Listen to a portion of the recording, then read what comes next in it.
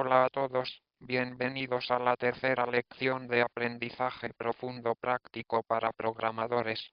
Hicimos una encuesta rápida esta semana para ver cómo sentían las personas que estaban en el buen camino, y más de la mitad de ustedes piensan que es la velocidad correcta y el resto, algunos de ustedes piensan que es un poco lento, algunos de ustedes piensan que es un poco lento. Lo siento, él piensa que es un poco lento y algunos de ustedes piensan que es un poco rápido. Así que yo espero eso es lo mejor de lo que generalmente podemos hablar. Las dos primeras lecciones son un poco más fáciles para cualquiera que ya esté familiarizado con los aspectos básicos de la tecnología. Proporciona y lecciones posteriores, ya sabes, profundiza en algunos de los conceptos básicos. Matriz: hoy hablaremos de multiplicaciones, gradientes, cálculo y cosas así.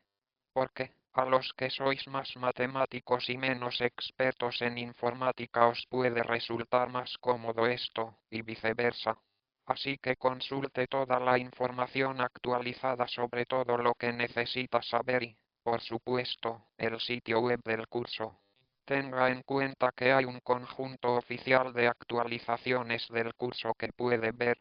Entonces, ya sabes, cuando ves el video de la lección, si encuentra una pregunta o un problema, es muy probable que alguien más lo haya encontrado, así que definitivamente busca en el foro y comprueba los hechos primero y luego, por supuesto, si no encuentras tu respuesta en el foro no dudes en hacerte preguntas. Quería señalar algo que verá en el título del curso y en el sitio web del curso. También hay una lección cero. Lección cero se basa en gran medida en el libro Meta Learning de Radek, que en sí mismo se basa en gran medida se basa en todo lo que he dicho a lo largo de los años sobre cómo aprender FastAI. Este curso, intentamos llenarlos con información breve sobre la ciencia del aprendizaje en sí e involucrarlos en el curso. Es un curso diferente a cualquier otro curso que probablemente hayas tomado, y esa es la lección cero. Te recomiendo que lo veas también. La última parte de la lección cero cubre cómo configurar una máquina Linux desde cero. Relacionado, puedes omitir esto a menos que estés interesado, pero el resto creo que te resultará útil, lleno de información interesante. Entonces, la idea básica de qué hacer para hacer un tutorial fast. Ahí es. Mira la conferencia y generalmente, ya sabes, en el video, les recomiendo que lo vean de principio a fin sin parar ni una sola vez, y luego regresar y verlo juntos. Muchas pausas, enciende la computadora portátil a medida que avanza. Porque de otra manera, es como encender la computadora portátil sin saber realmente hacia dónde va, si eso tiene sentido. Y la idea de escribir el cuaderno, ya sabes, hay algunos cuadernos que puedes revisar, así que obviamente hay libros. Bien, pasa por la primera parte del libro, pasa por la segunda parte del libro como cuadernos, ejecuta cada celda de código y experimenta con entradas y salidas para comprender qué está sucediendo. Y luego intenta reproducir esos resultados y luego haz todo intentando repetirlo con un conjunto de datos diferente. Y si puedes hacer ese último paso, ya sabes, es un objetivo bastante difícil, especialmente al principio del curso, porque hay muchos conceptos nuevos, pero realmente demuestra que lo tienes todo resuelto. Ahora bien, este es el tercer bit. Reproducir resultados. Te recomiendo que lo uses, lo encontrarás en el repositorio Fastbook, es decir, el repositorio del libro. Hay una carpeta especial llamada limpiar, y limpiar contiene todos estos títulos. Se ha eliminado todo el texto y se han eliminado todos los resultados excepto, y esta es una excelente manera de poner a prueba tu comprensión del capítulo. Antes de activar cada celda, intenta decirte a ti mismo: ¿está bien? ¿Para qué sirve esto? ¿Y cuál será el resultado? Si algo. Y si lo resuelves lentamente, esta es una excelente manera, y cada vez que no estés seguro, Puede volver a la versión portátil para recordarlo y luego volver a limpiar. Versión. Hay una idea que muchas personas encuentran realmente útil para el autoestudio. Yo digo autoestudio. Pero claro, como hemos dicho, el mejor tipo de trabajo es hasta cierto punto. Para la mayoría de las personas se trata de trabajar con otros.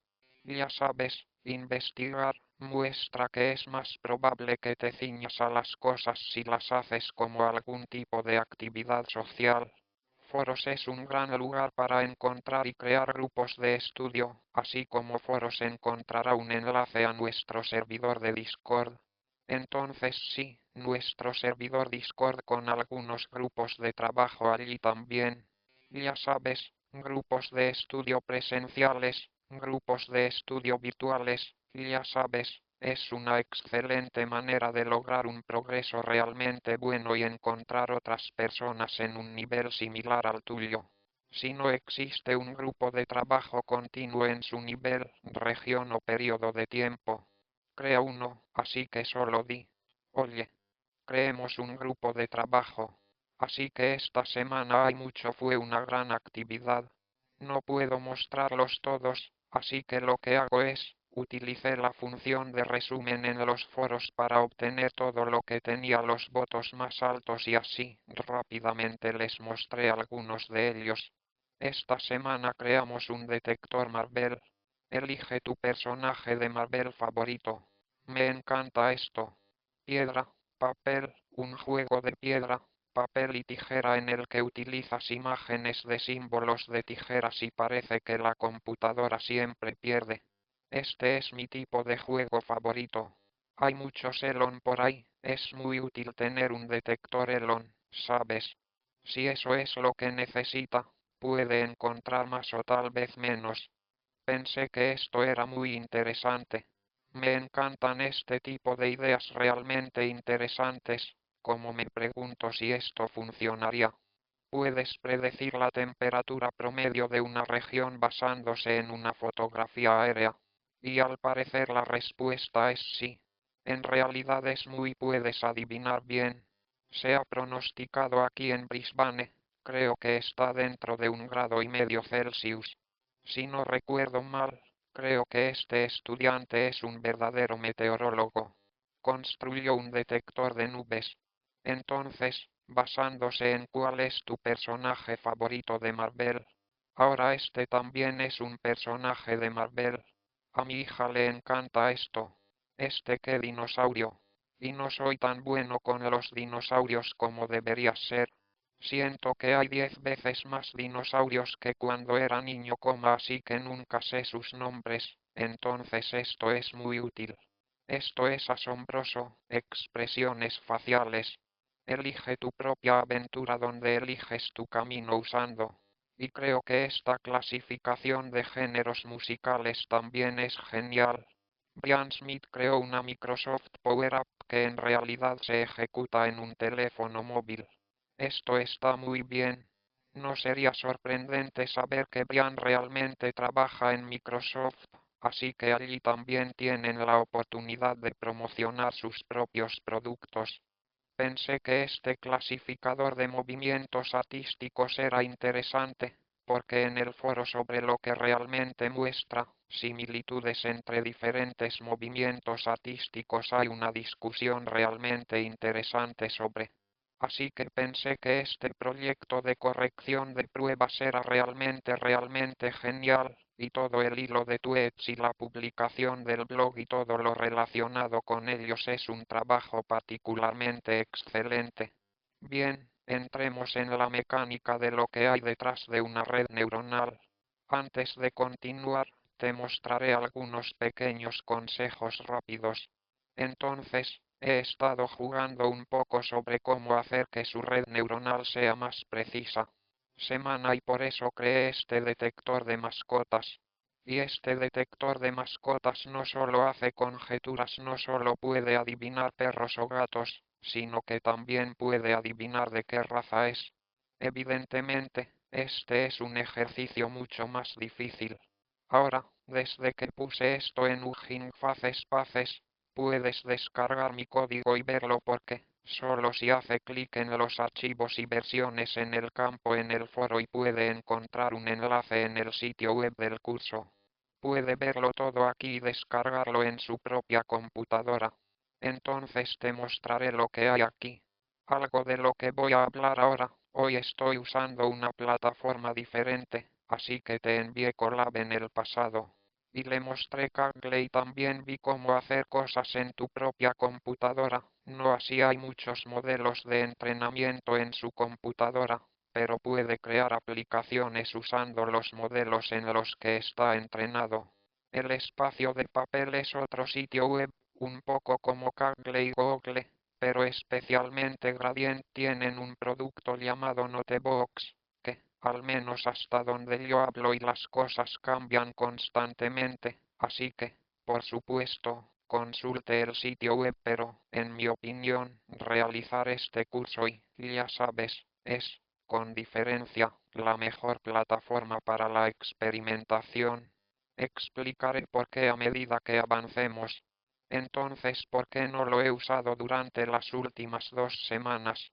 Porque para nosotros estaba esperando que construyeran algo que lo hiciera particularmente bueno y simplemente lo terminaron.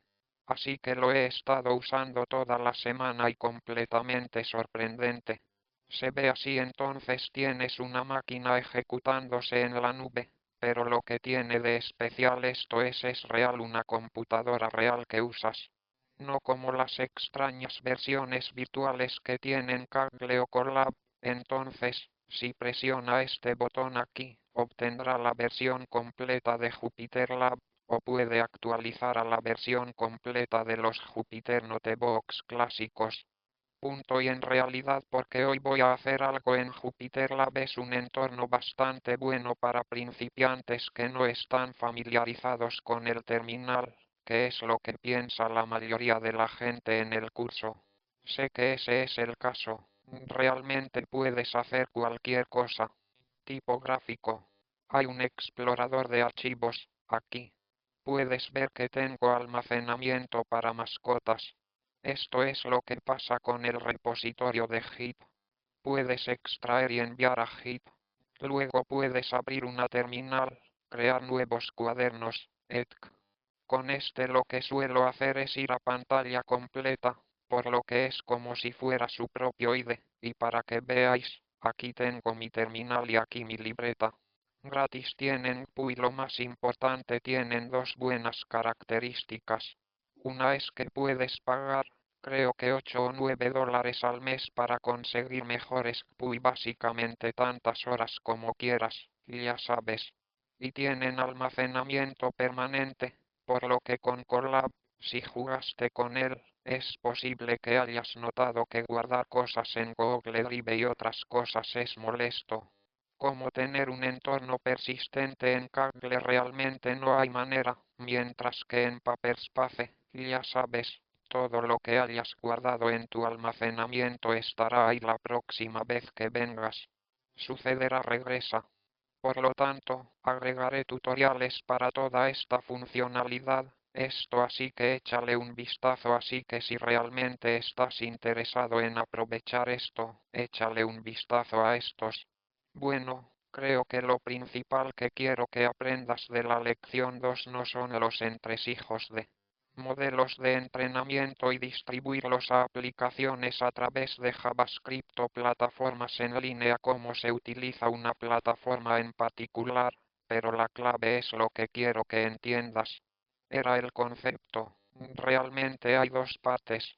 Está la parte educativa y está la parte educativa. Terminas con este archivo model, ¿verdad? Y una vez que lo consigas, esto ahora es algo en lo que usted alimenta entradas y escupe salidas basadas en el modelo que entrenó y luego, así que no es necesario, ya sabes, porque sucede bastante rápido después de recibir este tutorial. Normalmente no necesitarás una APU, etcétera. Hay un paso separado que es la implementación. Así que les voy a mostrar cómo entrené a mi clasificador de mascotas. Como puedes ver, tengo dos notebooks y Python. Uno app que realizará la extracción en producción. Uno es donde entreno el modelo. Este es el primero, me saltaré la parte porque la has visto antes. Creo mis image data loaders, mis datos. Compruebo si se ve bien con SHW subrayado BATCH. Entreno un RSNet34 y obtengo una precisión del 7%, así que está bastante bien. Pero mira esto, aquí. Aquí hay un enlace a un cuaderno que creé en realidad. La mayor parte del trabajo fue realizado por Ross Swiftman. Podemos intentar mejorar esto encontrando una mejor arquitectura. Creo que actualmente hay más de 500 arquitecturas en las bibliotecas de modelos de visualización de PyTorch. Los iremos aprendiendo a lo largo del curso, y ya sabes cuáles son, en qué se diferencian. Sin embargo, en términos generales, todas estas son funciones matemáticas, y ya sabes, son básicamente multiplicaciones de matrices, y son estas cosas no lineales como ReLU de las que vamos a hablar hoy. La mayoría de las veces estos detalles no importan, solo nos importan tres cosas: qué tan rápidos son, cuánta memoria usan, y qué tan precisos son. Y aquí con Rust lo que hice fue tomar todos los modelos de imagen de PyTorch y puedes ver todo el código que tenemos. Hay muy poco código para crear este gráfico. Ahora la resolución de mi pantalla es un poco, allá vamos, hagámoslo y así. En este dibujo, en el eje X tenemos segundos por muestra. Cuanto más rápido, es decir, mejor hacia la izquierda, más rápido. ¿Y qué tan preciso es a la derecha? Entonces especialmente lo preciso que es en ImageNet. Y en general, arriba y quieres cosas a la izquierda. Ahora trabajamos principalmente con ResNet y puede ver a continuación, aquí está RSNet18. Ahora el Resonance 18 es una versión especialmente pequeña y rápida para la creación de prototipos. A menudo usamos RSNet34, esto también está aquí. Y esto es muy común, puedes ver una especie de modelo clásico utilizado en realidad, hoy en día ya no es lo último. Así que puedes empezar a verlos desde aquí. Y podemos encontrar algunos de estos mejores modelos. Punto más precisa y los que parecen rápidos son estos modelos de Levit, así que los probé con mis mascotas y descubrí que no funcionaron particularmente bien. Entonces pensé, está bien, intentemos algo más. Después de eso probé estos modelos con Next. Y esto fue particularmente interesante, es algo así como una fidelidad súper alta, como, ya sabes, si desea un tiempo de inferencia de 0,001 segundos, es el más preciso. Así que lo intenté. Entonces, ¿cómo intentamos esto? Puedo decir que todo lo que hacemos es los modelos de imágenes de PyTorch están en el módulo TIM, así que importé esto en primer lugar. Y podemos decir LIST subrayado MODLS y pasar un globo con una cerilla. Y esto mostrará todos los modelos con Next y aquí puedo encontrar lo que acabo de ver. Y todo lo que tengo que hacer es crear la visión del alumno, poniendo como string el nombre del modelo, vale. Verás, antes no es una cadena, porque es una biblioteca modelo proporcionada por FastAI. FastAI solo proporciona un número bastante pequeño, por lo que si instala TIM, es decir, pip install TIM o conda install TIM, obtendrás 100 más y los colocarás en una cadena. Ahora, si entreno esto, la duración de estas épocas es inferior a 20 segundos. Sube a 27 segundos, por lo que es un poco más lento, pero la precisión ha bajado del 7,2%. Baja a 5,5. Entonces, ya sabes, esa es una diferencia relativa bastante grande. 7,2 dividido por 5,5, sí, alrededor de un 30% de mejora. Entonces, es genial y, ya sabes, Sinceramente, lo que realmente supera a ResNet es el ampliamente utilizado. Han pasado algunos años desde que vimos algo disponible y utilizable en GPU normales, así que este es un gran paso y ya sabes, hay varias arquitecturas hoy en día que probablemente sean mejores opciones la mayor parte del tiempo. Y estas son con así que si no estás seguro de qué usar, pruebe estas arquitecturas con Next. Quizás te preguntes de qué se tratan los nombres, obviamente diminutivos, más grandes, etc. ¿Qué tan grande es el modelo? Es decir, ¿cuánta memoria ocupará? ¿Qué tan rápido será? Y los que aquí dicen IN22FT1K, estos fueron entrenados con más datos, es decir, ImageNet. Hay dos conjuntos de datos de imágenes diferentes. Hay uno con categorías de imágenes y otro con alrededor de 22.000 categorías de imágenes. Este entrenado en 22.000 categorías de imágenes. Así que estos será más preciso en fotografías estándar de objetos naturales. Bueno, desde ahí exporté mi modelo y listo, vale. Ahora he entrenado mi modelo y listo. Ya sabes, obviamente otras cosas que puedes hacer es agregar más puntos, como esta imagen. Aumento. Hay una variedad de cosas que puedes hacer, pero ya sabes, esto me pareció muy agradable. Es bastante difícil superar esto. Si alguno de ustedes descubre que puede hacerlo mejor, me encantaría saberlo. Luego, para convertir esto en una aplicación, hice lo mismo que vimos la semana pasada. Es decir, agobiar al estudiante. Ahora esto es algo que quiero mostrarles. Estudiante, cuando lo cargamos y llamamos a la predicción, aparece una lista de 37 números. Hay 37 razas de perros y gatos. Estas son las probabilidades de cada uno de estos tipos. ¿En qué orden están? Esta es una pregunta importante. La respuesta es FASTAI. Es que siempre almacena esta información sobre categorías. Es una categoría, en este caso un perro o cat es el género.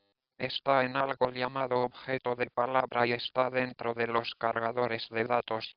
Entonces podemos obtener estas categorías y es solo una lista de matrices, solo nos dice el orden. Ahora si juntamos las categorías y posibilidades obtendremos un diccionario que te dice bueno así. Aquí hay una lista de esas categorías y aquí está la probabilidad de cada una. Y era un Basset-Ound, ahí lo podéis ver sí.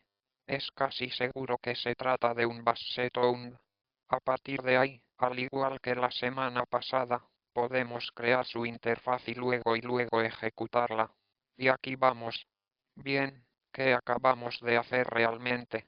¿Qué es este archivo mágico model? Entonces podemos echar un vistazo al archivo model. Este es un tipo de objeto llamado alumno.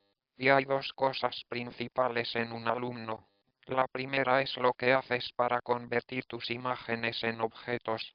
Es una lista de pasos de preprocesamiento del modelo y básicamente esta información está aquí.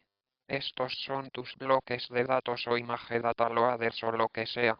Y luego lo segundo, lo más importante, es el modelo entrenado. Y entonces, puedes capturar el modelo entrenado simplemente obteniendo el atributo model, así llámalo simplemente diré m y luego, si escribo m, puedo ver el modelo. Y aquí está hay muchas cosas, entonces, ¿qué es esto? Está bien, lo aprenderemos todo con el tiempo, pero básicamente lo que encontrarás es esto. Contiene muchas capas porque es un modelo de aprendizaje profundo. Y puedes ver que es como un árbol porque hay tantas capas, ellos mismos consisten en capas. Entonces hay una capa completa llamada Team Body, que eso es la mayor parte. Y justo al final, hay una segunda capa llamada Sequential. Y luego Team Body contiene algo llamado modelo, y luego puede incluir algo llamado tallo, y algo llamado etapas. Y luego las etapas son 0, 1, 2, etc. contiene. ¿Qué son entonces todas estas cosas? Bueno, echemos un vistazo a uno de ellos. Para mirar uno de estos, hay un método realmente conveniente en PyTorch llamado get_svm o DUL. Aquí podemos pasar algún tipo de cadena de puntos que navegue a través de esta jerarquía. Entonces 0. Model. Stem. Un es 0, el mango del modelo se convierte en 1. Entonces devolverá esto LIRN o RM2D. Entonces, ¿qué es esta capa? Cosa normal. La clave es, tiene algo de código, con la función matemática de la que hablamos y luego la otra cosa que aprendimos es que tiene parámetros. Como esto podemos enumerar sus parámetros y observar, solo muchísimos números. Tomemos otro ejemplo, 0. Model. Stages. 0. Blocks. 1. Mlp. FC1, y podemos echar un vistazo a los parámetros otro gran conjunto de números. Entonces, ¿qué está pasando aquí? ¿Cuáles son estos números? ¿Y de dónde vinieron? ¿Y cómo pueden estos números saber si algo es un bassetoundo o no? O que entonces para responder a esta pregunta veremos un cuaderno Kaggle. ¿Cómo funciona realmente una red neuronal? Hay una versión local aquí, te la contaré. Y la idea básica es esta. Los modelos de aprendizaje automático son cosas que ajustan funciones a los datos. Así, con una función muy flexible, de hecho infinitamente flexible, una red neuronal comenzamos y hacemos que haga una determinada cosa. Esto significa reconocer patrones en las muestras de datos que proporcionamos. Ahora hagamos un ejemplo mucho más simple de una red neuronal, hagamos un ejemplo cuadrático. Ahora creemos una función f con 3x más 2x más 1. Bien, este es cuyos coeficientes son 3, 2 y 1. Una función cuadrática. Entonces, puedes dibujar esta función f y darle una podemos titular. Si no has visto esto antes, el material entre los signos del dólar se llama látex. Básicamente podemos crear ecuaciones matemáticas dispuestas así. Bien, entonces ejecutémoslo. Y aquí puedes ver la función, aquí puedes ver el título que pasé y aquí está nuestro segundo grado. Bien, entonces lo que haremos es imaginaremos que no sabemos que la función matemática real que estamos tratando de encontrar es porque esto es obviamente mucho más simple que la función que resuelve si una imagen existe o no. Ya sea que tengas un bassetoundo o no, comenzaremos de manera muy simple. Bien, esta es la función real e intentaremos recrearla a partir de algunos datos. Sería muy útil ahora si hubiera una manera más fácil de crear diferentes cuadráticas. Así que definí aquí una especie de forma cuadrática general con coeficientes a, big. Y en cierto punto x, tendremos x al cuadrado más x más c. Y probemos esto. Bien, entonces para que x sea igual a 1,5, esto es 3x al cuadrado más 2x más 1. ¿Cuál es la cuadrática que hicimos antes? Ahora pruébelos y vea cuál es mejor. Querremos crear muchas cuadráticas diferentes para encontrar, por lo que esta es una característica de Python ligeramente avanzada pero muy útil. Vale la pena aprenderlo si no estás familiarizado con él, pero se usa en muchos lenguajes de programación. Esto se llama implementación parcial de una función. Básicamente quiero esta funcionalidad exacta, pero quiero fijar los valores de a, b y c para seleccionar una cuadrática en particular. Y la forma de arreglar los valores de la función es esta. Llamas a esto llamado parcial en Python y lo pasas a la función y luego le pasas los valores que quieres arreglar. Por ejemplo, ahora si digo hacer una cuadrática 3, 2, 1. Esto creará una ecuación cuadrática con los coeficientes 3, 2 y 1. Y si luego ahora paso f1,5, obtengo el mismo valor que antes. Bien, ahora, Pasando los parámetros de los coeficientes cuadráticos que queremos, tenemos la capacidad de crear cualquier ecuación cuadrática, y nos da una función que luego podemos llamar como cualquier función normal, por lo que ahora solo una necesita una cosa, que es el valor de x, porque los otros tres a, b y c ahora son constantes. Entonces, si trazamos esta función, obtenemos exactamente la misma forma porque son los mismos coeficientes. Bien, ahora te mostraré un ejemplo de algunos datos que coinciden con la forma de esta función. Pero en la vida real, los datos nunca coincidirán exactamente con la forma de una función, tendrá algo de ruido. Aquí hay algunas funciones para agregar algo de ruido. Como ves, aquí todavía tengo el formato funcional básico, pero estos datos están un poco dispersos. El nivel donde verás cómo los aplico depende totalmente de ti, no es realmente necesario, pero es todo, ya sabes, cosas que usamos mucho para generar estos números aleatorios distribuidos normalmente. Así es como configuramos la semilla, de modo que cada vez que ejecute esto debería obtener los mismos números aleatorios. En realidad, esto es particularmente útil. Crea un tensor, en este caso desde 2 es un vector que va en pasos iguales a 2, y hay 20 de ellos, por lo que aquí hay 20 pasos. Luego, cuando se agrega esta cantidad de ruido, mis valores de y son solo fxx. De acuerdo, entonces, como dije, los detalles de esto no importan demasiado. Lo más importante que debemos saber es que ahora hay datos aleatorios. Y entonces, la idea es que intentaremos recrear la ecuación cuadrática original, encontraremos el que coincida con estos datos. Entonces, ¿cómo haríamos esto?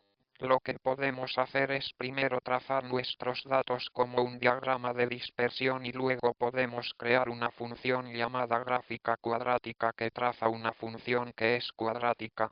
El segundo orden en el que nos adentramos.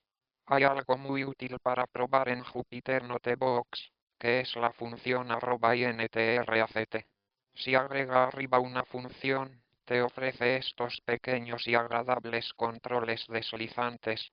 En el trabajo un ejemplo cuadrático con coeficientes 1,5, 1,5, 1,5, y no encaja especialmente bien. Está bien como intentamos mejorar esta armonía.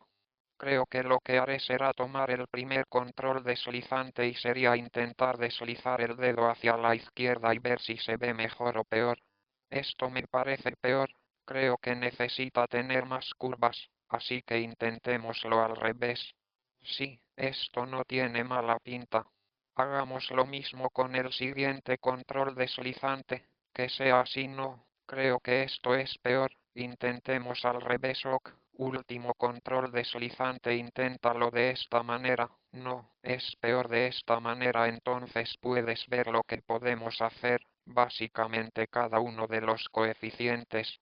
Podemos elegir uno a la vez. Prueba a aumentarlo un poco y verás si mejora.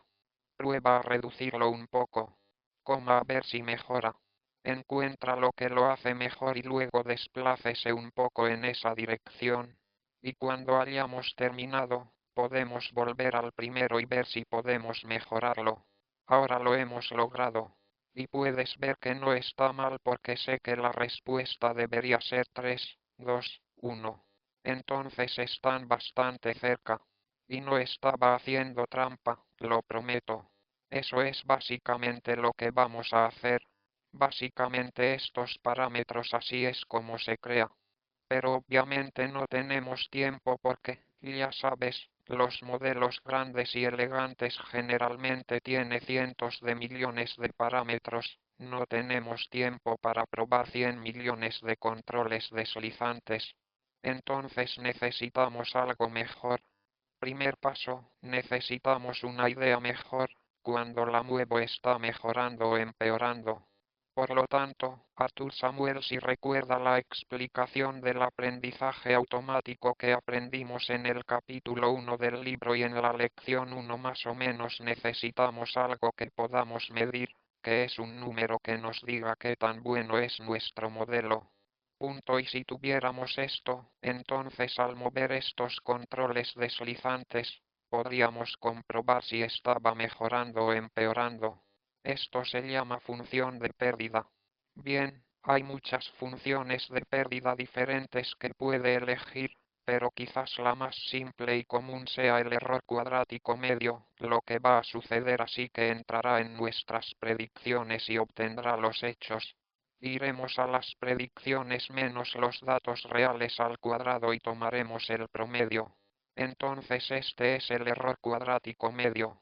Ahora si vuelvo a ejecutar lo mismo que hice antes, pero esta vez calcularé la pérdida entre los valores que predijimos, el mse, fxx. Recuerda dónde f es la cuadrática que creamos y dónde están los hechos y esta vez agregaré un encabezado faltante a nuestra función. Ahora hagamos esto más meticulosamente. Comenzamos con un error cuadrático medio de un 1,46, así que intentemos mover esto hacia la izquierda y ver si es mejor. No, es peor, así que voy a deslizarme hacia la derecha. Bueno, está por ahí en alguna parte. Bien, probemos esto ahora. Vale, mejor cuando voy a la derecha. ¿Qué pasa con C? 3,91. Es cada vez peor, así que sigo adelante, lo siento. Y ahora podemos repetir este proceso, ¿verdad? Bien, movimos un poco cada uno de A, Vic. Volvamos a, puedo ser mejor que 3,28. Intentemos ir a la izquierda. Sí, la izquierda estaba un poco mejor. E intentemos ir a la izquierda para B. Peor. Lo correcto era mejor. Y finalmente C, B a la derecha o, definitivamente es mejor. Vamos allí. Bien, este es un enfoque más riguroso, sigue siendo manual, pero al menos no tenemos que depender de él para reconocerlo de alguna manera. Se ve mejor o peor. Eventualmente automatizaremos esto. Así que lo más importante que debemos saber es para cada parámetro, la pérdida mejora cuando la subimos. O abajo es mejor perder cuando nos desplazamos. Una solución sería intentarlo, ¿verdad? Puede aumentar el parámetro ligeramente manualmente. Y podemos ver si la pérdida se cura y viceversa. Pero hay una manera mucho más rápida y forma mucho más rápida de calcular su derivada. Entonces, si olvidaste qué es la derivada, no hay problema, hay toneladas de tutoriales disponibles. Puedes ir a Khan Academy o algo así, pero en definitiva la derivada es lo que acabo de decir. Derivado es una función que te dice, si aumentas la entrada, aumentará o disminuirá la salida. ¿Y cuánto? Esto se llama pendiente o gradiente. Ahora las buenas noticias. PyTorch puede calcular esto automáticamente por usted. Por lo tanto, si pasaste meses terribles aprendiendo reglas derivadas en el año 11 y te preocupaba tener que recordarlas todas otra vez, no te preocupes, no es necesario que calcules nada de esto. Punto usted mismo, todo está hecho por usted. Ver este. Entonces lo primero que hay que hacer es, necesitamos una función que tome como entrada los coeficientes de las cuadráticas A, B y C. Los pondré todos en una lista y pronto verás por qué los llamo parámetros. Creamos uno cuadrático pasando estos parámetros A, B y C. Esta estrella al frente es algo muy común en Python. Básicamente tomando estos parámetros y distribuyéndolos, convierte Vic y pasa cada uno a la función. Ahora tenemos una ecuación cuadrática con estos coeficientes. Y luego rotamos el error cuadrático medio de nuestras predicciones con nuestros valores reales. Entonces esta es una función cuadrática que tomará los coeficientes y devolverá la pérdida.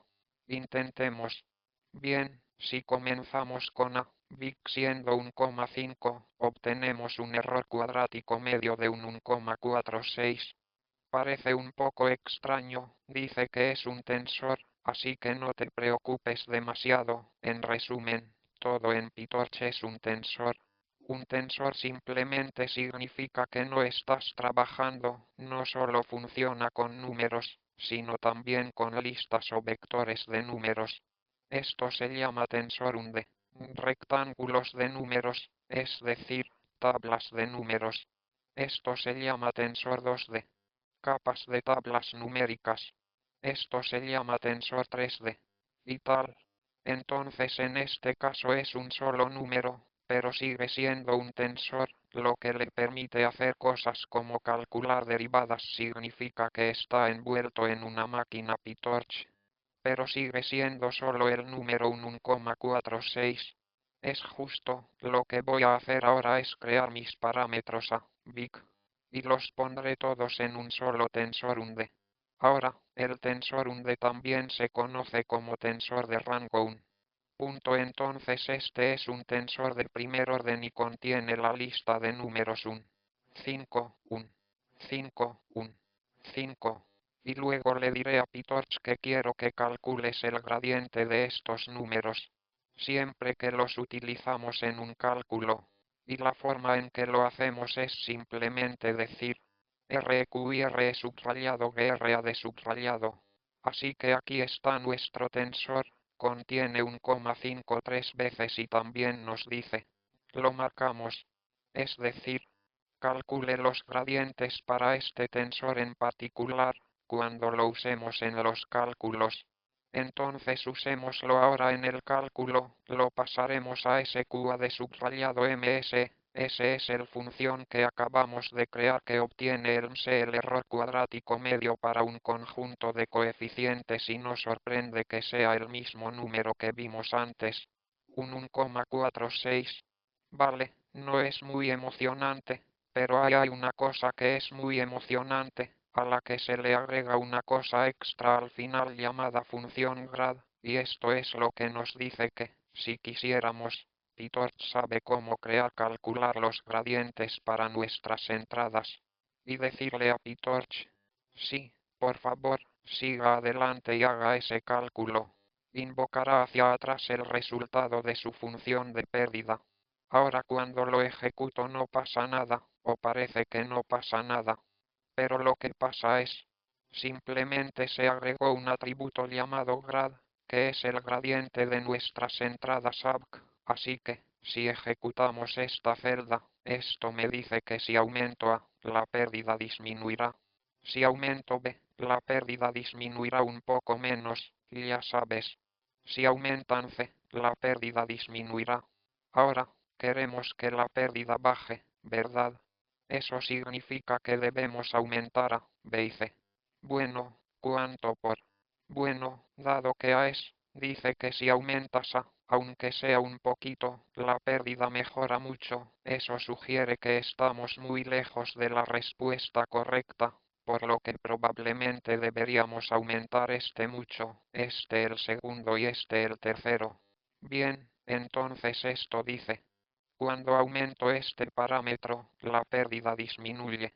En otras palabras, queremos ajustar nuestros parámetros A, B y C por el negativo de estos.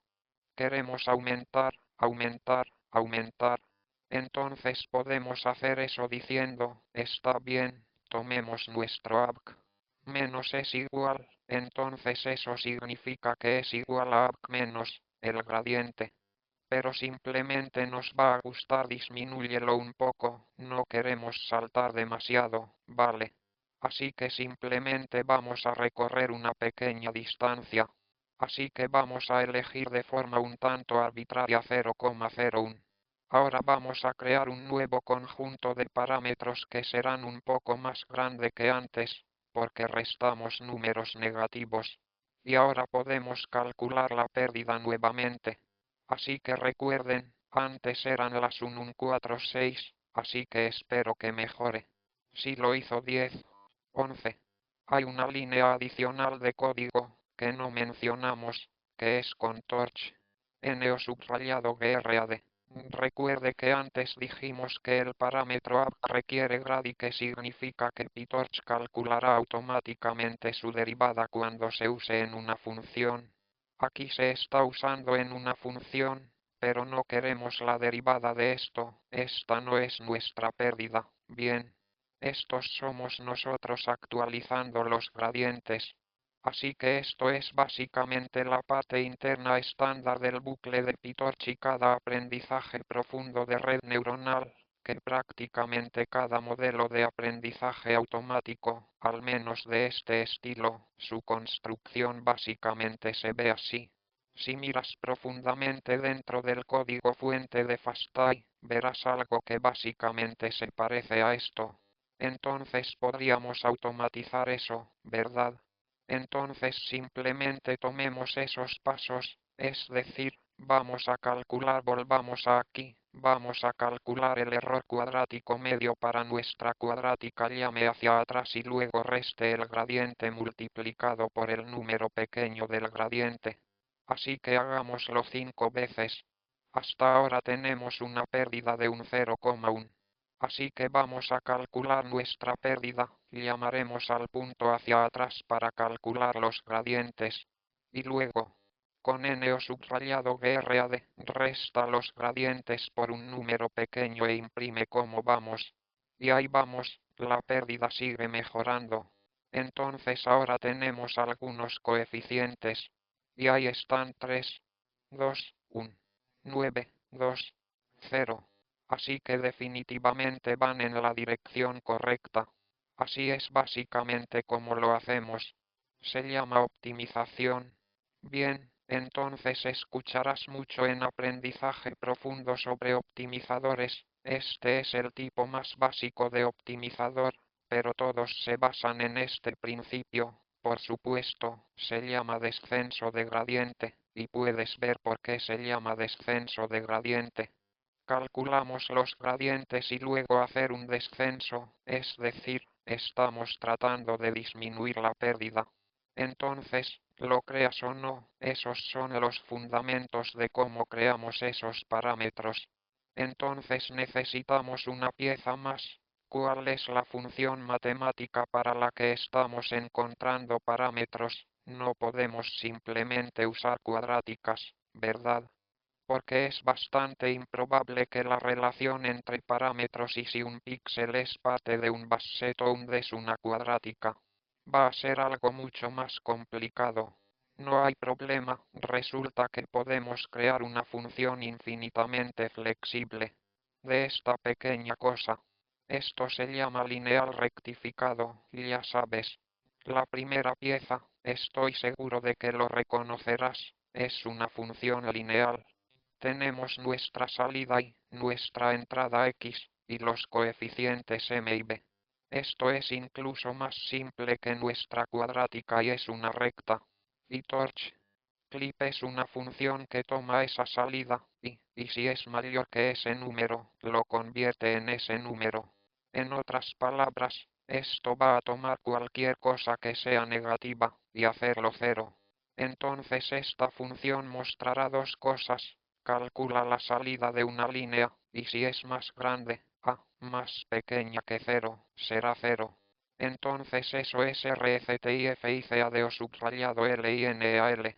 Entonces usemos parcial para tomar esa función y establecer m y b en 1 y 1. Entonces esto va a ser ahora esta función, aquí estará, y es igual a x más 1 seguido de este torch clip. Y aquí está la forma, está bien. Como era de esperar, es una línea hasta llegar a menos de cero. Cuando se convierte, bueno, sigue siendo una línea, se convierte en una línea horizontal. Entonces ahora podemos hacer lo mismo, podemos tomar esta función de trazado y hacer es interactivo usando interactuar. Y podemos ver qué pasa cuando cambiamos sus dos parámetros, m y b. Así que ahora estamos trazando el lineal rectificado y fijando mi b. Entonces m es la pendiente bueno, y b es la intersección, el desplazamiento hacia arriba y hacia abajo. Bien, así es como funcionan. Ahora bien, ¿Por qué es esto interesante? Bueno, no es interesante en sí mismo, pero lo que podríamos hacer es tomar esta función lineal rectificada y crear un valor doble, que suma dos funciones lineales rectificadas. Entonces hay cierta pendiente M1, B1. Seleccionando la pendiente M2, B2, la calcularemos en algún punto X. Entonces, echemos un vistazo a cómo se ve esa función si la trazamos. Y puedes ver, lo que sucede es que tenemos esta pendiente descendente, y luego un gancho, y luego una pendiente ascendente. Entonces, si cambio M1, cambiará la pendiente de ese primer bit, y B1 va a cambiar de posición.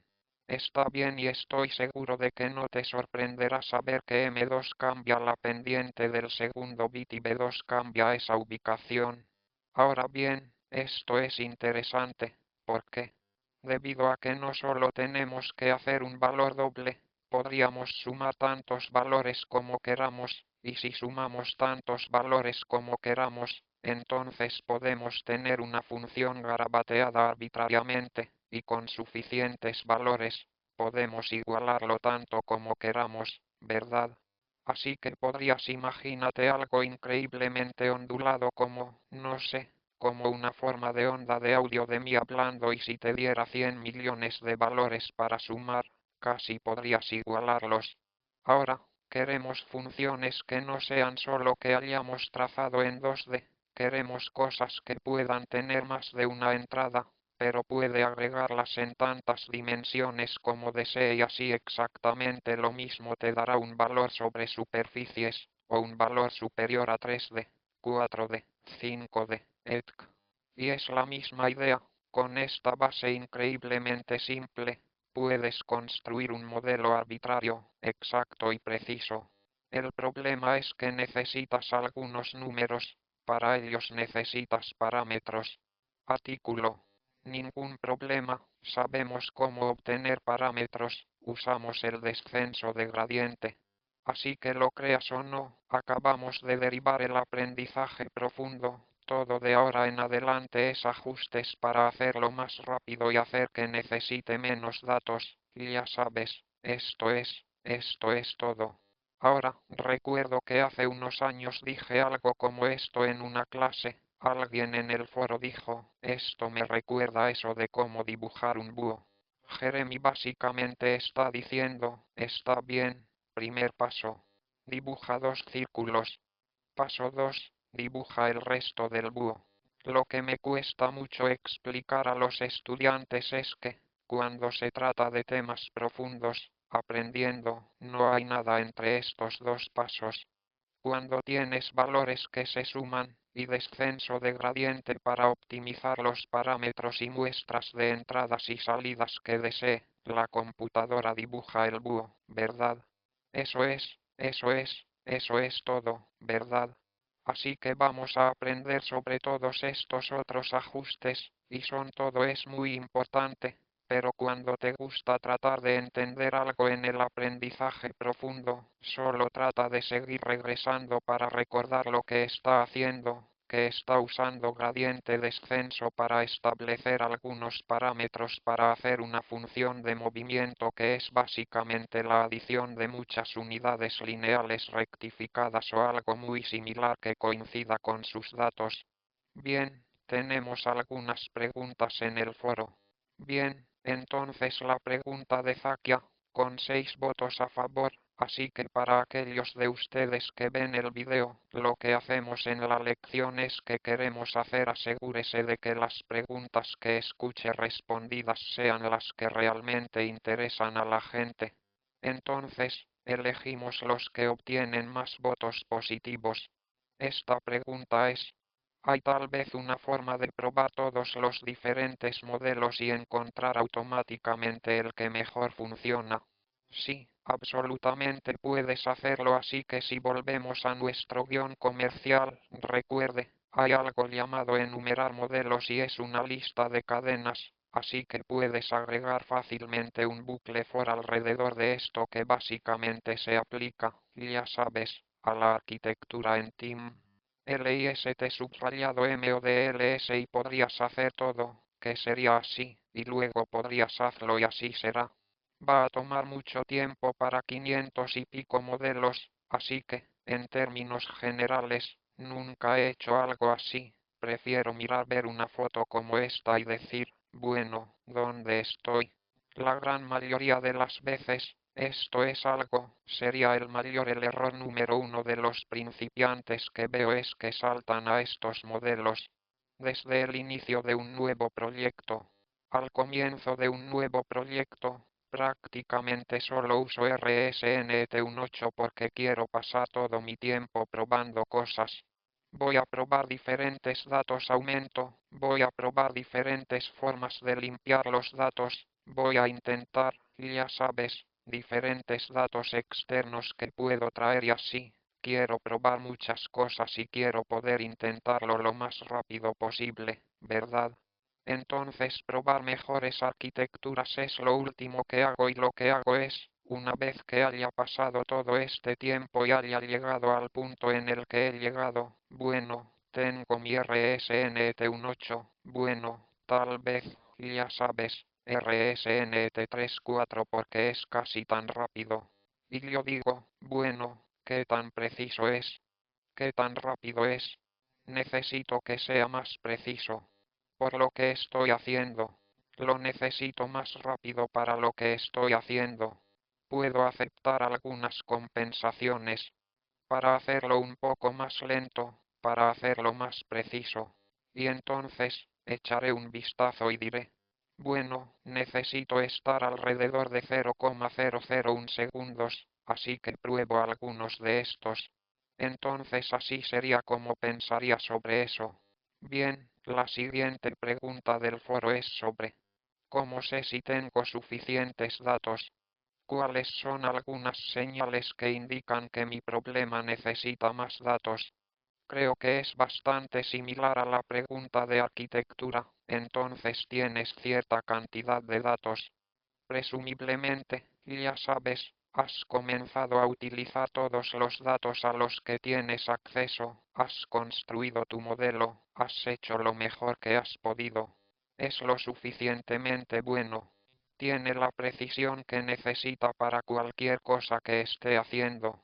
No puedes saberlo hasta ha entrenado el modelo, pero como ha visto, solo lleva unos minutos entrenar un modelo rápido. Entonces, mi opinión muy firme es que la gran mayoría de los proyectos que veo en la industria esperar demasiado antes de entrenar su primer modelo.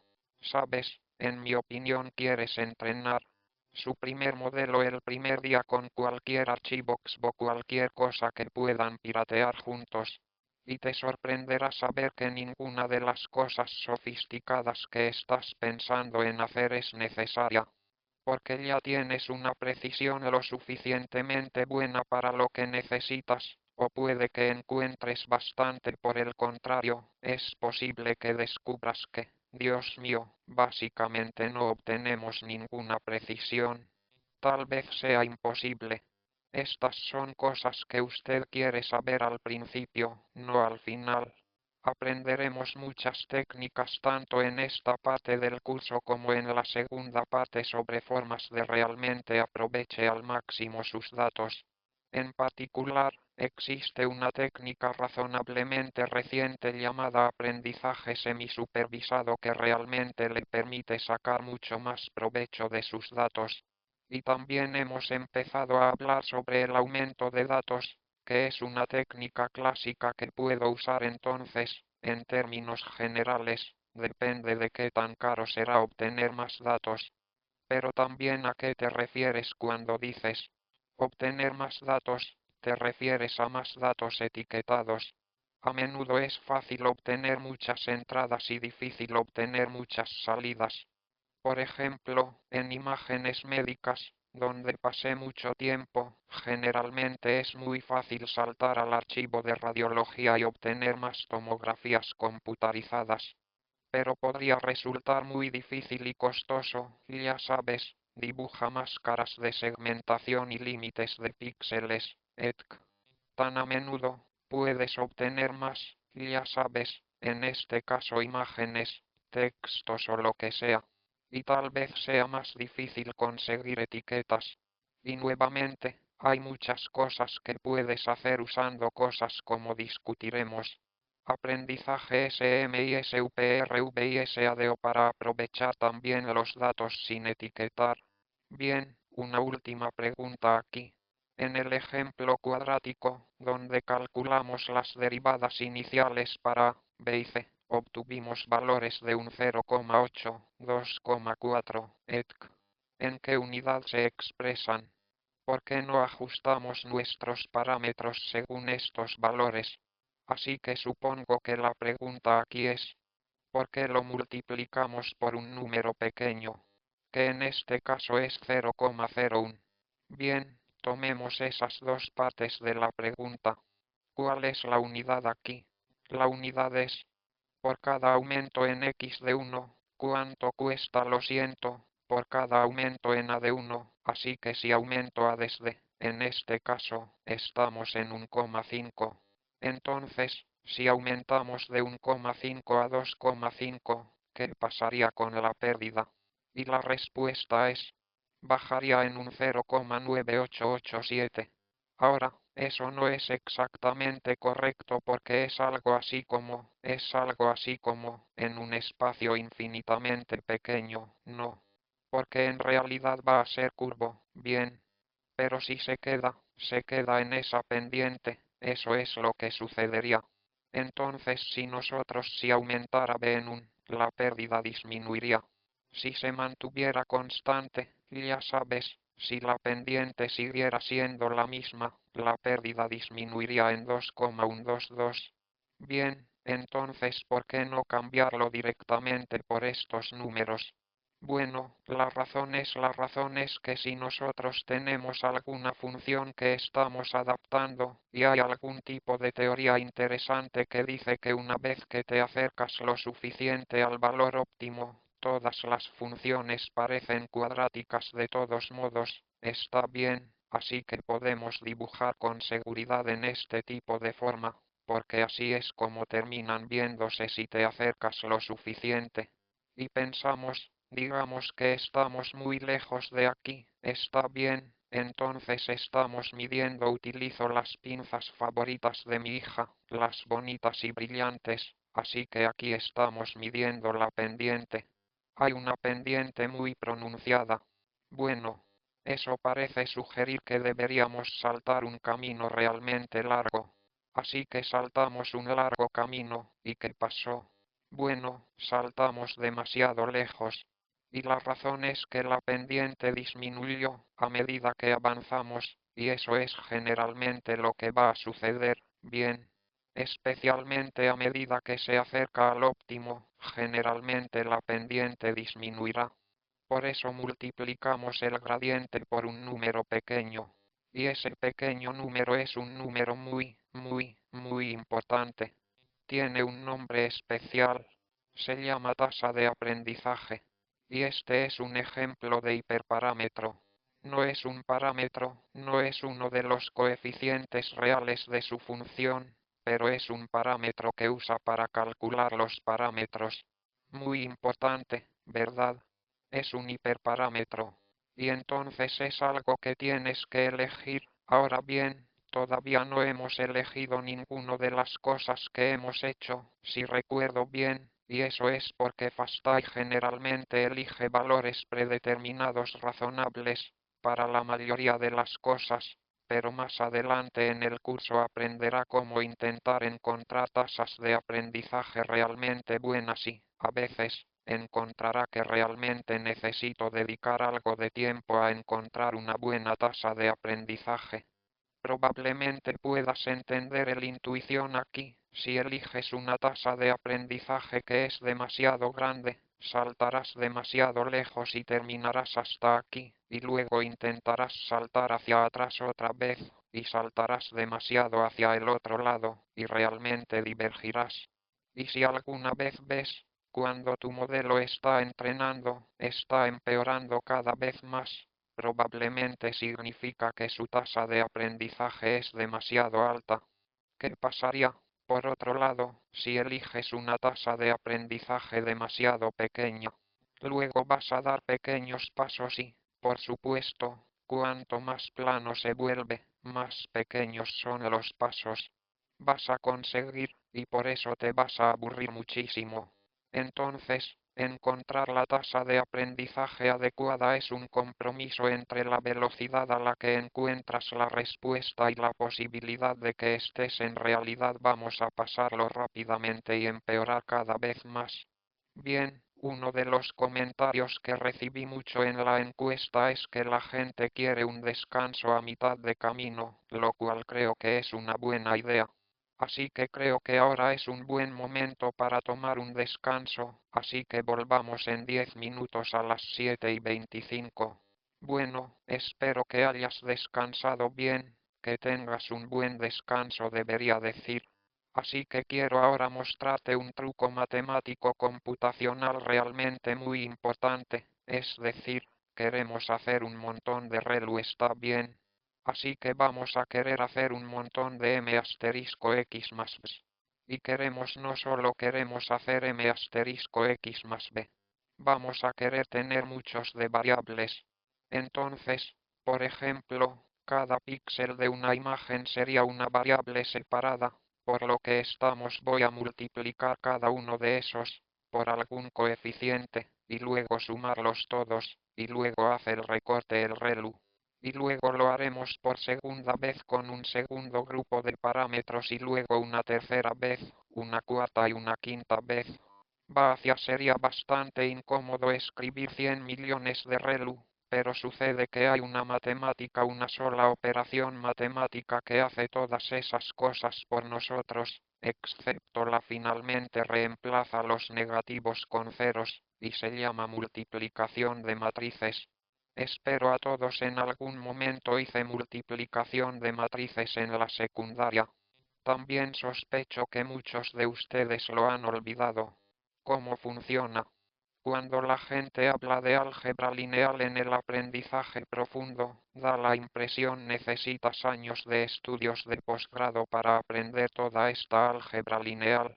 No lo haces. En realidad, todo lo que necesitas casi todo el tiempo es la multiplicación de matrices y no podría ser más sencillo. Voy a mostrarte un par de maneras diferentes. La primera es que hay un sitio realmente interesante llamado multiplicación matriz. XIZ. Puedes poner cualquier matriz que quieras, así que voy a poner la entonces esta matriz dice que tengo 3 filas de datos con 3 variables, por lo que tal vez sean diminutas imágenes de 3 píxeles y el valor del primero 1 es un 2 1, el segundo es 0 1 1, y el tercero es 2 3 1, así que esos son nuestros 3 filas de datos. Estos son nuestros 3 conjuntos de coeficientes, por lo que tenemos ABC en nuestros datos. Así que supongo que lo llamarías x1, x2, x3 y aquí está nuestro primer conjunto de coeficientes ABC 2, 6, 1 y luego nuestro segundo conjunto es 5, 7, 8. Entonces esto es lo que sucede cuando hacemos matriz. Multiplicación S segundo esta matriz de coeficientes aquí se invierte y lo hacemos. Estas son las multiplicaciones y sumas que mencioné, ¿verdad? Así que multiplica, sumar, multiplicar, sumar, multiplicar, sumar. Entonces eso te dará el primer número porque ese es el columna de la izquierda de la segunda matriz multiplicada por la primera fila, de modo que se obtiene la parte superior izquierda resultado. Entonces el próximo nos va a dar 2 resultados, ¿verdad? Entonces ahora tenemos la mano derecha 1 con la fila superior y el de la izquierda con la segunda fila. Sigue bajando, y eso es lo que es la multiplicación de matrices. Multiplicar cosas y sumarlas hacia arriba, así que habría que dar un paso más para convertir esta capa en una red neuronal que sea. Si esto tuviera aspectos negativos, los reemplazaríamos con ceros. Por eso la multiplicación de matrices es la operación matemática fundamental en básicamente todo el aprendizaje profundo. Entonces, Las Q que usamos en lo que son buenas es en esto, la multiplicación de matrices. Ellos tienen núcleos especiales llamados núcleos tensoriales, que básicamente solo podemos hacer una cosa, que es multiplicar juntas dos matrices de 4 por 4, y luego lo hacen muchas veces para matrices más grandes. Así que les voy a mostrar un ejemplo de esto. De hecho, vamos a construir un completo modelo de aprendizaje automático sobre datos reales en la hoja de cálculo. Así que FASTAI se ha vuelto famoso por varias cosas, y una de ellas es usar hojas de cálculo para crear modelos de aprendizaje profundo. Hace un par de años que no lo hacemos, así que estoy muy entusiasmado de mostrarles esto. Lo que hice fue ir a Kaggle, donde hay una competencia que ayudé a crear hace muchos años llamada Titanic, y es una competición en curso, por lo que hasta ahora se han inscrito 14,000 personas, o 14,000 equipos. Es solo una competencia para divertirse un poco, no hay fecha de finalización, y los datos correspondientes son los datos sobre quién. Aquí están los datos de entrenamiento, quién sobrevivió y quién no, del verdadero desastre titánico. Y entonces hice clic aquí en el botón de descarga, para descargarlo en mi computadora. Eso me dio un XP, que abrí en Excel. Lo primero que hice entonces fue eliminar algunas columnas que claramente no iban a ser cosas importantes, como el nombre de los pasajeros, la identificación del pasajero, solo para intentar hacerlo un poco más simple. Y así terminé con que cada fila de esto es un pasajero. La primera columna es la variable dependiente. La variable dependiente es lo que estamos tratando de predecir sobrevivieron. Y el resto son algunos datos, como qué clase del barco. Primera, segunda o tercera clase, su sexo, su edad, cuántos hermanos tiene la familia. PARCH, creo que son los padres o algo así, entonces siempre debes buscar un diccionario de datos, ¿verdad? Para saber cuál es qué número de padres y niños. Está bien. ¿Cuál era su ratón? ¿Y en cuál de las tres ciudades se embarcaron? Cherburgo, Kensington, Southampton. Bien, ahí están nuestros datos.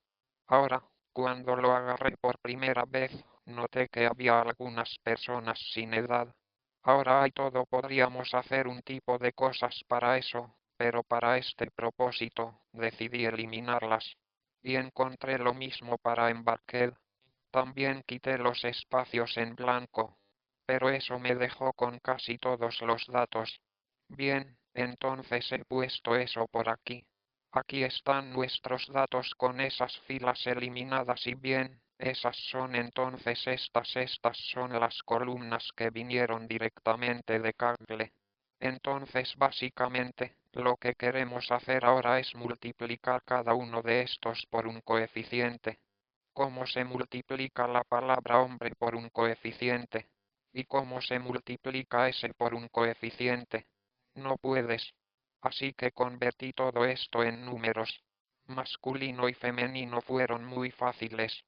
Creé una columna llamada Ismalley. Como puedes ver, solo hay una declaración if que dice, si el sexo es masculino entonces es 1, de lo contrario es 0. Y podemos hacer algo muy similar para embarcado. Podemos tener una columna llamada se embarcaron en Southampton. Lo mismo, y otra columna sobre ellos como se llama. Cherburgo. Se embarcaron en Cherburgo. Y ahora la clase P es 1, 2 o 3, que es un número, pero en realidad no es realmente una medición continua de algo. No hay uno o dos o tres cosas. Son niveles diferentes. Así que decidí convertirlos en cosas similares, en estos binarios. Estas se denominan variables categóricas binarias. Entonces, son de primera clase. Y son de segunda clase. Bien, eso es todo. La otra cosa que estaba pensando, bueno, ya sabes, luego lo intenté y comprobé lo que pasó, y lo que pasó fueron las personas con entonces yo creé algunos números aleatorios. Entonces, para crear los números aleatorios que acabo de usar, es igual a rand, bien. Y los copié a la derecha, y luego simplemente fui copiar y fui pegar valores. Eso me dio algunos números aleatorios. Y ese es mi, así que solo porque yo estaba como, antes de decir todo A, B y C, comencemos en 1,5, 1,5, 1,5. Lo que hacemos en la vida real. Comenzamos nuestros parámetros con números aleatorios que son un poco más o un poco menos que cero. Entonces estos son números aleatorios.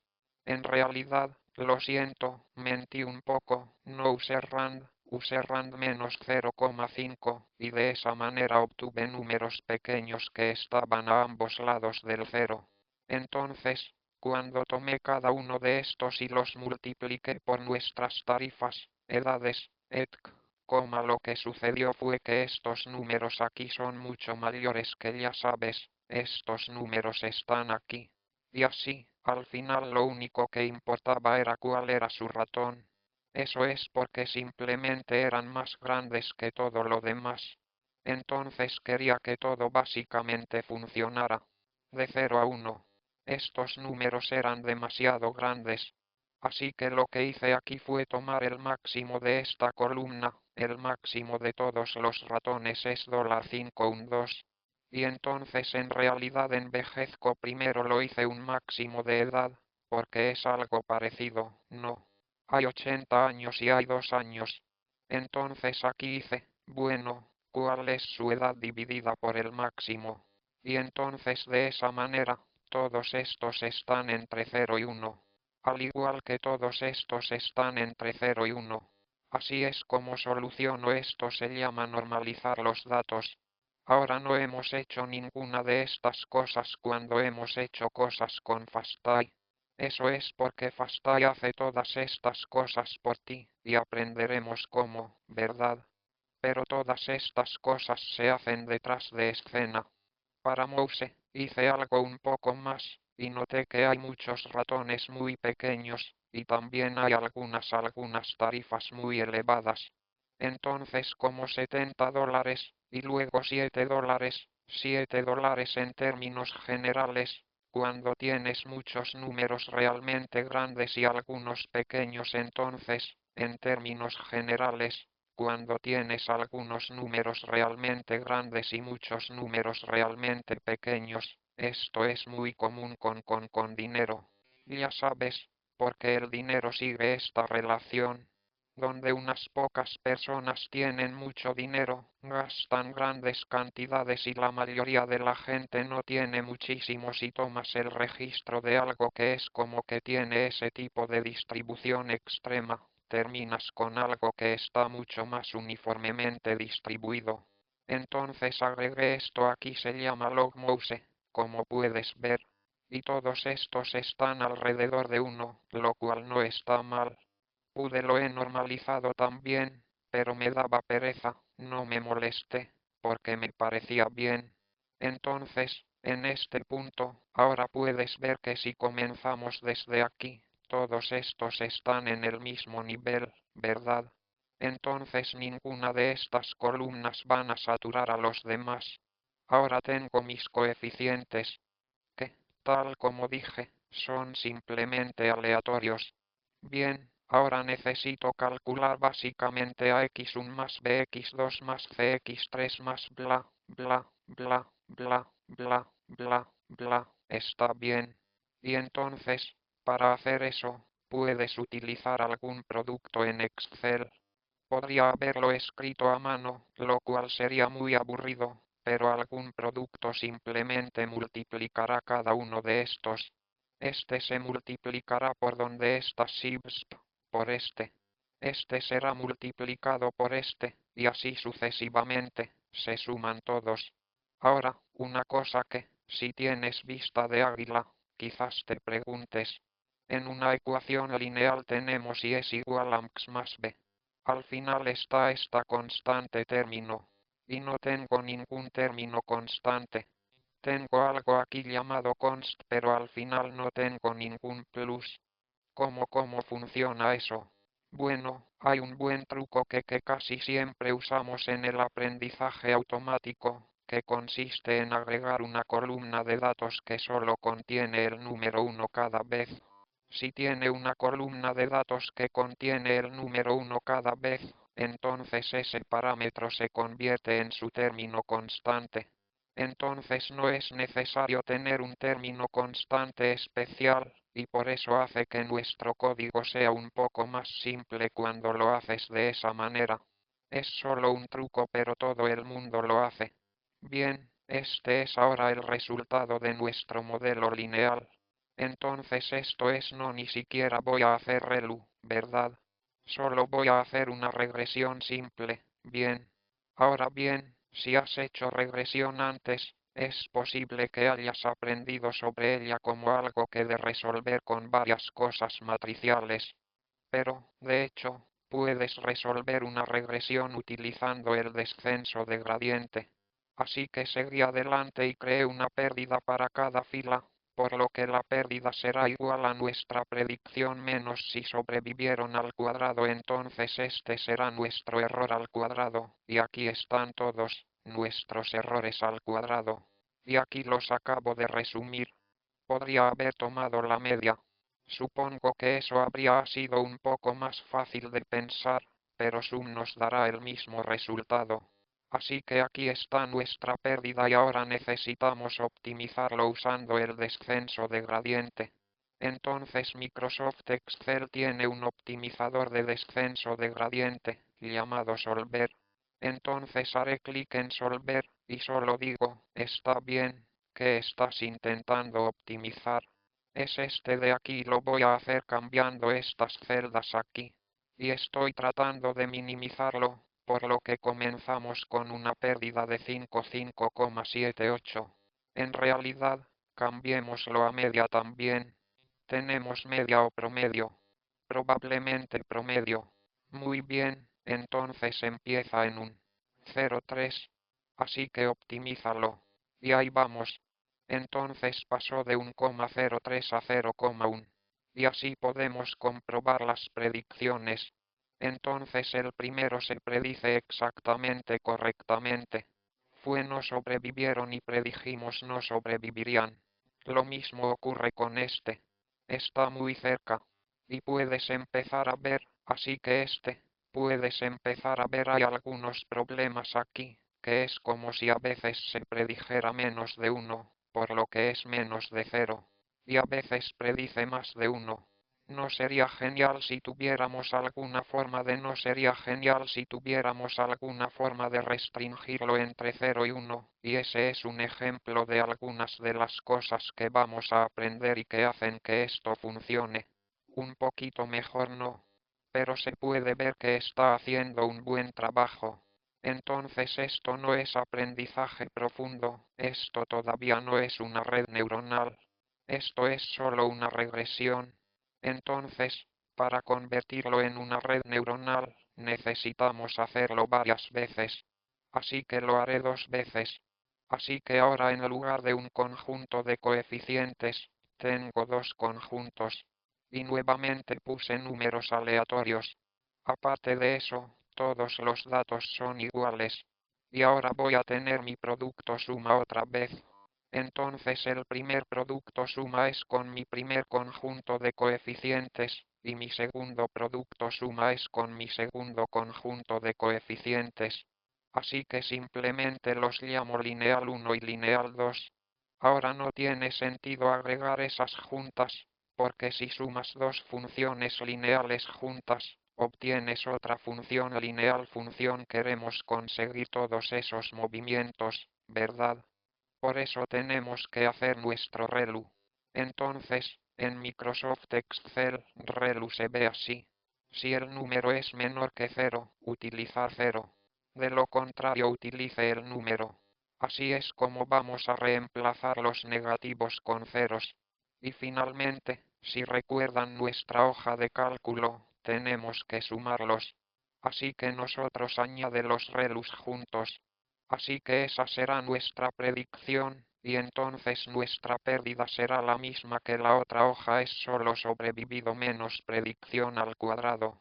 y cambiemos eso a media. No es malo promedio. Está bien. Así que intentemos resolver eso. Optimizado $H $1. Y esta vez vamos a cambiarlos todos. Resuelto. Entonces esto está usando el descenso de gradiente. Excel Solver no es lo más rápido, pero hace el trabajo. Bueno, veamos cómo nos fue. 0,08 para nuestro modelo de aprendizaje profundo versus 0,1 para nuestra regresión. Entonces es un poco mejor. Ahí vas. Así que ahora hemos creado nuestro primer red neuronal de aprendizaje profundo desde cero, e hicimos Microsoft Excel, el favorito de todos. Herramienta de inteligencia artificial. Eso fue un poco lento y doloroso. Será un poco más rápido y más fácil si usáramos la multiplicación de matrices, así que finalmente hagámoslo.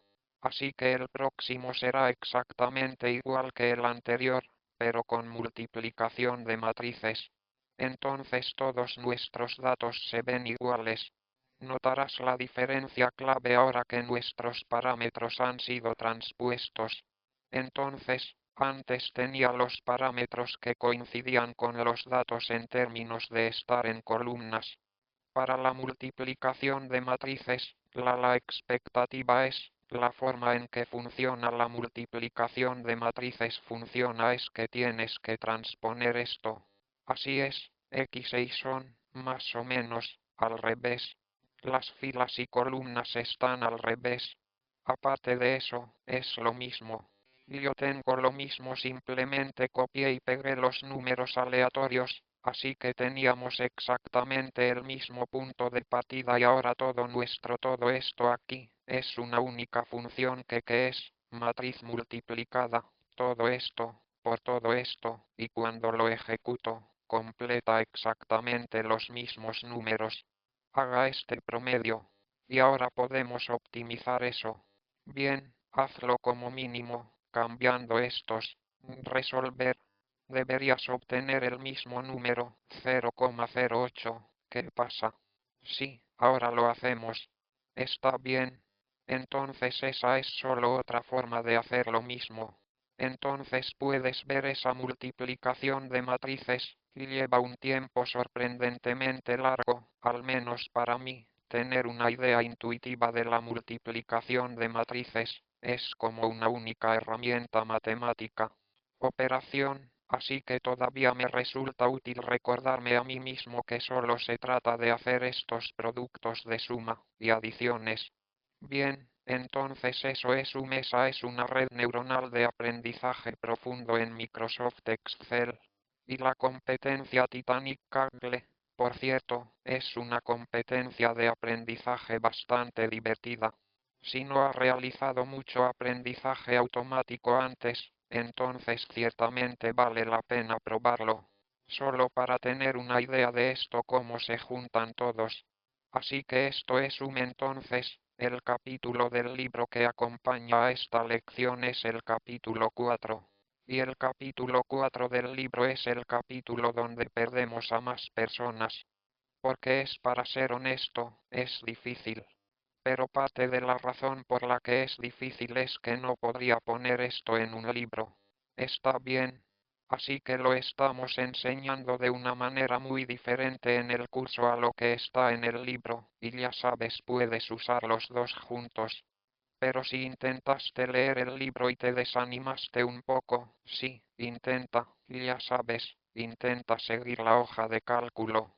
Tal vez intente creando, por ejemplo, si usas Numbers o Google Sheets o algo así, podrías intentar crear su propio tipo de versión en cualquier plataforma de hoja de cálculo que prefiera. O podrías intentar hacerlo tú mismo desde cero en Python, ya sabes, si realmente quieres ponerte a prueba. Entonces hay algunas sugerencias. ¿Está bien? Pregunta de Víctor Guerrero. En el ejercicio de Excel, cuando Jeremy está haciendo algunas funciones ingeniería, se le ocurren dos nuevas columnas, clase P1 y clase P2. Eso es verdad. Clase P1 y clase P2. ¿Por qué no hay tres columnas de clase P? es porque la clase P1 si la clase P1 es 0 y la clase P2 es 0, entonces la clase P3 debe ser 1. Entonces, en cierto modo, dos columnas son suficientes para codificar la entrada con la columna original. Sí, esa es exactamente la razón. Entonces, no hay necesidad de decirle a la computadora cosas que puede descubrir por sí misma. Entonces, cuando creas estos se llaman variables ficticias. Entonces, cuando crea variables ficticias para una variable categórica con para 3 niveles, como este, necesitas dos variables ficticias. Entonces, en general, la variable categórica con n niveles necesita n1 columnas. Gracias por una buena pregunta. Entonces, lo que haremos en nuestra próxima lección es analizar el procesamiento del lenguaje natural.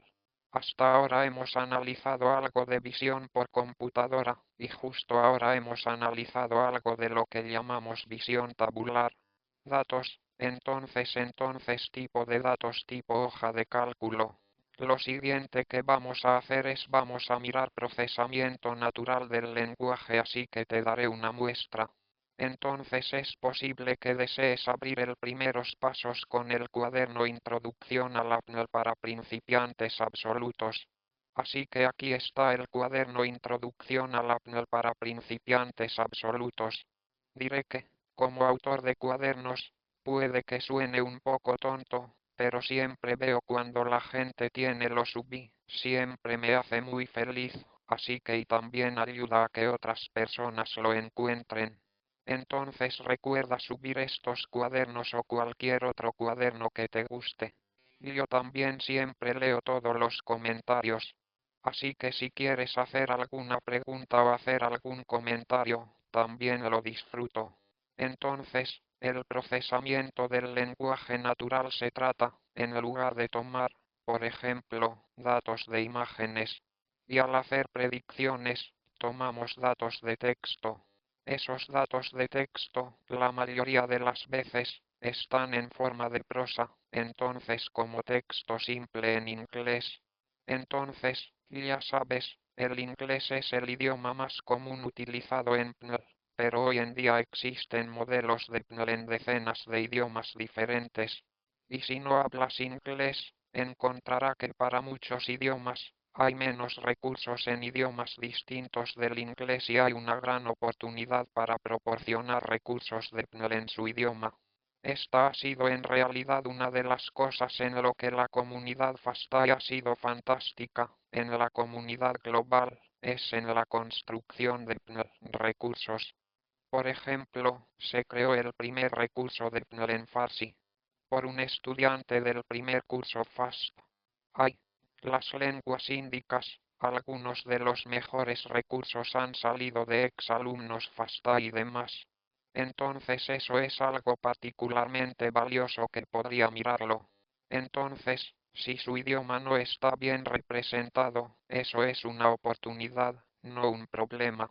Entonces, algunos ejemplos de cosas para las que podrías usar la PNL. Bueno, quizás las más comunes y en mi opinión, la clasificación es prácticamente útil. Clasificación significa que se toma un documento. Ahora, cuando digo un documento que podría consistir simplemente en una o dos palabras, podría ser un libro, podría ser una página de Wikipedia, por lo que podría tener cualquier extensión. Usamos el documento de Word, parece que tiene un tipo de longitud específico, pero puede ser algo muy corto o algo muy largo. Tomamos un documento e intentamos encontrarle una categoría. Eso puede cubrir muchos tipos diferentes de aplicaciones. Entonces, uno común que veremos un poco es el análisis de sentimientos. Así, por ejemplo, esta película reseña positiva o negativa. El análisis de sentimientos es muy útil en aspectos como marketing y desarrollo de productos. Ya sabes, en las grandes empresas hay muchísima información viniendo sobre su producto. Es muy bueno resolverlo rápidamente y realizar un seguimiento de las métricas de semana en semana. Algo como averiguar qué autor escribió el documento sería un ejemplo de un ejercicio de clasificación porque estás intentando poner una categoría. En este caso es que autor ofrece muchas oportunidades en materia de descubrimiento legal. Ya existen algunos productos en esta área, donde en este caso la categoría ¿es este un documento legal dentro o fuera del alcance? En el caso judicial, simplemente organizar documentos, clasificar los correos electrónicos entrantes, qué parte a qué organización se debe enviar, era urgente o no, cosas como esas. Así que estos son ejemplos de categorías de clasificación. Lo que encontrarás es cuando miramos las tareas de clasificación en PNL se verán muy similares a imágenes. Pero lo que vamos a hacer es usar una biblioteca diferente. La biblioteca que vamos a utilizar se llama Transformadores Hugging Face en lugar de FASTAI. Y hay dos razones para ello. La razón principal es porque creo que es realmente útil para ver cómo se hacen las cosas en más de una biblioteca y en los transformadores de Hugging Face. Si lo FASTAI tiene una arquitectura con muchas capas para que puedas hacer cosas a un nivel muy alto con muy poco código o puede profundizar más y profundizar cada vez más detalladamente. Abrazando la cara los transformadores no tienen la misma API de alto nivel que la IA rápida, así que tienes que hacerlo más cosas manualmente y, en este punto del curso, ya sabes, en realidad vamos a utilizar intencionalmente una biblioteca que es un poco menos fácil de usar para ver, más o menos, qué pasos adicionales que debe seguir para utilizar otras bibliotecas. Habiendo dicho eso, la razón por la que elegí esta biblioteca en particular es particularmente buena. Tiene muy buenos modelos, tiene muchas técnicas realmente buenas, nada sorprendente porque han contratado a muchísimos de exalumnos de FASTAI por lo que tienen gente de muy alta calidad trabajando en ello. Entonces, antes de la próxima lección, sí, si tienes tiempo, echa un vistazo a este cuaderno y observa los datos. Los datos con los que vamos a trabajar son bastante interesantes. Es de una competencia de Kaggle, que intenta descubrir en patrones si dos conceptos se refieren a la misma cosa o no, cuando esos conceptos estén representados como texto en inglés. Y cuando lo piensas, esa es una tarea de clasificación, porque el documento es, ya sabes, básicamente envíe un mensaje de texto bla, envíe un mensaje de texto a bla. Y luego la categoría es similar o no similar. Y de hecho, en este caso, en realidad tienen puntajes, será, básicamente, 0,0,250,5,0,5,5,750,751 ¿Qué tan similar es? Pero es básicamente una tarea de clasificación, si lo piensas así forma así que sí, puedes echar un vistazo a los datos y, la próxima semana, avanzaremos en el paso a paso a través de este cuaderno, y vamos a aprovechar eso, como una oportunidad también, para hablar sobre los temas realmente importantes de los conjuntos de validación y las métricas, que son dos de los temas más importantes no solo en el aprendizaje profundo, sino también en el aprendizaje automático en general. Muy bien, gracias a todos. Te veré la próxima semana. Adiós.